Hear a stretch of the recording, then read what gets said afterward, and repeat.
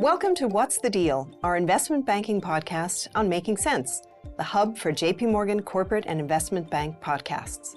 In each episode of What's the Deal, we'll explore the trends that are driving deal-making and transforming industries today.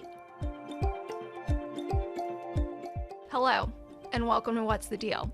I'm your host today, Kathleen Darling, from JPMorgan's Debt Capital Markets team. I'm thrilled to be joined by Brian Tramontozzi, head of North American Leveraged Finance Capital Markets, to explore the latest trends we are seeing to date in the leveraged loan market. So let's jump in.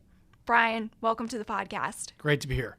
Before we dig in, Brian, give us a high-level background of how long you've been at JPMorgan and your roles within debt capital markets.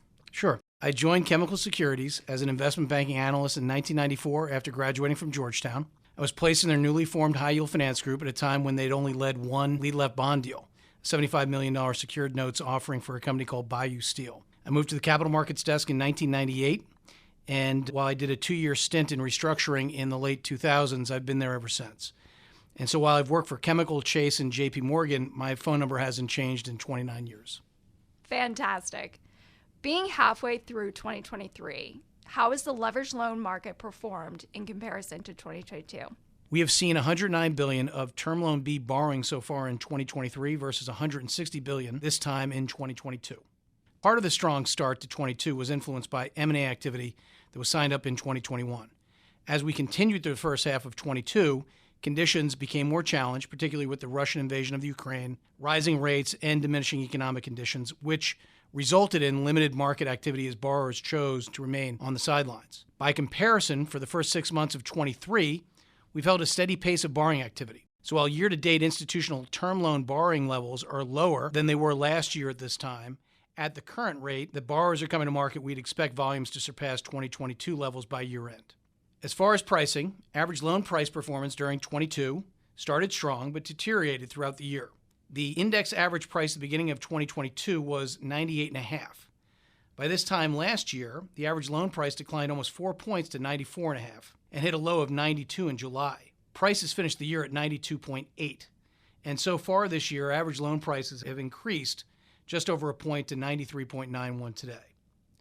As for supply dynamics, by this time last year, borrowing activity was predominantly M&A driven, with 57% of activity. This year, M&A comprised only 15% of borrowings, while refinancing makes up 72% of activity.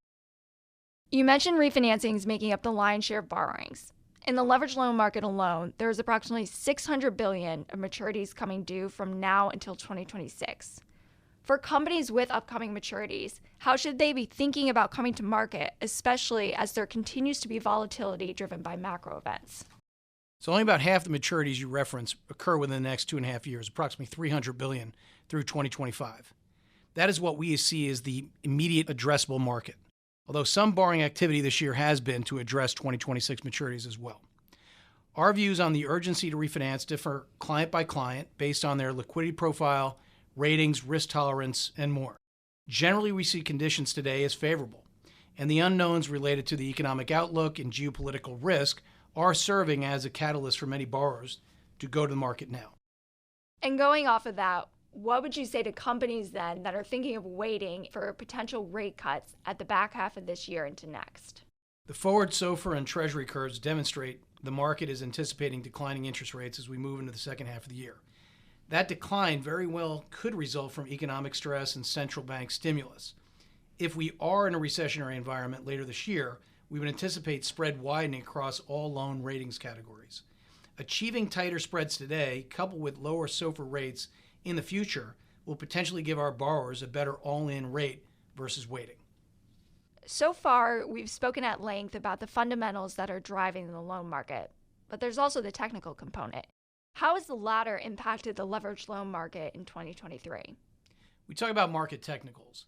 What we're referring to is supply and demand. One of the overhangs in 2022 was an elevated M&A calendar in the face of weaker market performance. Most of that M&A calendar has now cleared out, such that 2022 peak M&A calendar of $110 billion is now only $50 billion, inclusive of loans and bonds. This is part of the reason why so much of 2023 calendar has been refinancing oriented. What we see as strange to technicals today for lenders is as follows.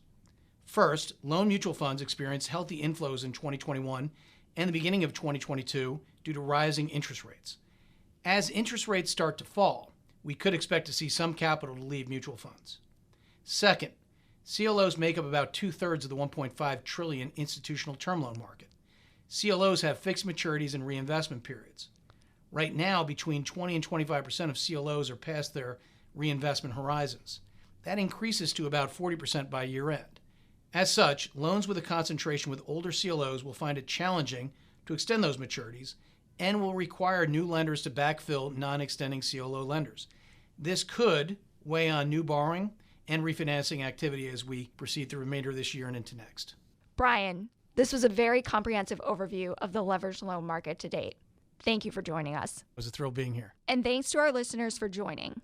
You can tune in tomorrow, Thursday, June 1st, to hear our update on the high yield market to date. Thanks for listening to What's the Deal? If you've enjoyed this conversation, we hope you'll review, rate, and subscribe to JP Morgan's Making Sense to stay on top of the latest industry news and trends. Available on Apple Podcasts, Spotify, Google Podcasts, and YouTube. To stay ahead of the curve, sign up for JP Morgan's In Context newsletter, packed full of market views and expert insights delivered straight to you. To subscribe, just visit jpmorgan.com/in-context. This material was prepared by the investment banking group of JP Morgan Securities LLC and not the firm's research department. It is for informational purposes only and is not intended as an offer or solicitation for the purchase, sale, or tender of any financial instrument.